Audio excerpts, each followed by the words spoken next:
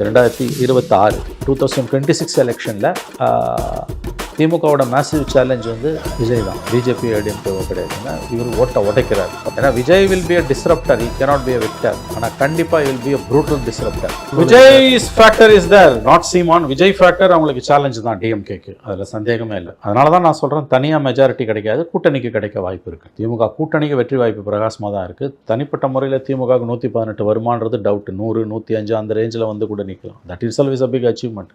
But தனி majority இருக்காது. அப்போ நீ கூட்டணி அரசு தான் வச்சாகணும்.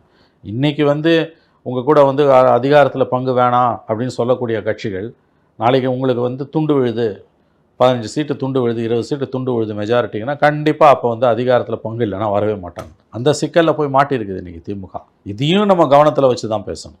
ஏன்னா விஜய் மாதிரியான நாட்கள் இப்போது அவங்களுடைய பொதுக்கூட்டங்களை வந்து அவங்க கட்சியினரும் வந்து அதிகரிக்க ஆரம்பிச்சிட்டாங்க, நேரடியாக மக்களை போய் ரீச் அவுட் பண்ண ஆரம்பிச்சிட்டாங்க. அப்படிங்கிறப்போ இன்னுமே அது வந்து விஜயோட ஓட்டர் பேங்கை கொஞ்சம் இன்க்ரீஸ் பண்ணி கொடுக்கறதுக்கு, இந்த டைலமால இருக்க கொஞ்சம் இன்க்ரீஸ் பண்ணி கொடுக்கறதுக்கான சான்சஸ் இருக்கு. அது அவர் எப்படி நடந்துக்கிறாருன்றதை பொறுத்தது. விஜயோட பாலிடிக்ஸ் என்ன, இன்ன வரைக்கும் பாலிடிக்ஸே இல்லை, நில் பாலிடிக்ஸ். 1.25 வருஷம் ஆகுது கட்சி ஆரம்பிச்சு, 16 மாதம் ஆகுது. February 2024 ஆரம்பிச்சு இன்ன வரைக்கும் நில் பாலிடிக்ஸில் தான் வண்டி ஓடுது. களத்துக்கு ஒரே ஒரு தடவை பரந்தூருக்கு வந்தார், வேறு எதுக்குமே வரல. கள்ளக்குறிச்சி துப்பாக்கி சாவில் வந்து பார்த்துட்டு ஓட்டார், மீடியா கிட்ட பேசலை. இது வரைக்கும் ஒரு ப்ரெஸ் கான்ஃபரன்ஸ் கூட அட்ரஸ் பண்ணாத ஒரு தலைவர். அவர் தமிழ்நாடு பூரா சுற்றுப்பயணம் போகணும், மக்களை சந்திக்கணும்னா எவ்வளவோ வேலைகள் இருக்குது.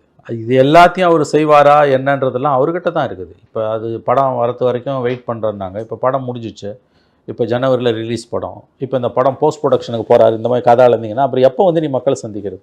அடுத்த ஏப்ரல் மேலே எலெக்ஷனு. இந்நேரம் நீ போக ஆரம்பிச்சிருக்கணும்ல, கிரவுண்டுக்கு போக ஆரம்பிச்சிருக்கணும்ல, ஏன் போவே இல்லை? பட் ஸ்டில் இவ்வளோ இருந்தாலும் விஜய் ஃபேக்டர் டிஎம்கேக்கு ஒரு சேலஞ்சு தான், massive challenge, nightmare situation. Vijay factor திமுகவுக்கு ஒரு நைட்மேர் சுச்சுவேஷன் தான். விஜய் ஃபேக்டர் டிஎம்கே எனக்கு தெரிஞ்சு 2021 2026 2026 எலெக்ஷனில் திமுகவோட மேசிவ் சேலஞ்ச் வந்து விஜய் தான். பிஜேபி ஏடிஎம்கேவோ கிடையாது. ஏன்னா இவர் ஓட்டை உடைக்கிறார். உடைக்கிறதால லாபம் யாருக்குன்றதான் $1 மில்லியன் கொஸ்டின். அவர் திமுக ஓட்டையும் உடைக்கிறார், அண்ணா திமுக ஓட்டையும் உடைக்கிறார். லாபம் யாருக்குன்றதான் நிறைய ட்ரெடிஷ்னல் ஓட்ஸுமே ஷிஃப்ட் ஆகுதுங்க. எஸ், ட்ரெடிஷ்னல் ஓட்ஸ் ஷிஃப்ட் ஆகுது, பெண்கள் ஓட்டு ஷிஃப்ட் ஆகுது. 18 to 35 இருக்கக்கூடிய அந்த ஏஜ் குரூப் போகுது, பெண்கள் போகுது. விடியல் பயணம்னு சொல்லக்கூடிய கட்டணமில்லா பேருந்தில், தமிழக அரசோட கட்டணமில்லா பேருந்தில் பயணம் செய்யக்கூடிய பெண்கள் வந்து எல்லா வயது பெண்களும் விஜய்க்கு ஓட்டு போடுவோம்னு சொல்கிறாங்க. ஸோ அது ஒரு சேலஞ்ச் தான் திமுகவுக்கு. திமுக தோற்றுருன்னு நான் சொல்லலை, திமுகவுக்கு சேலஞ்சஸ் அதிகமாக இருக்குது. ஏன்னா Vijay will be a disruptor, he cannot be a victor. ஆனால் கண்டிப்பாக will be a brutal disruptor.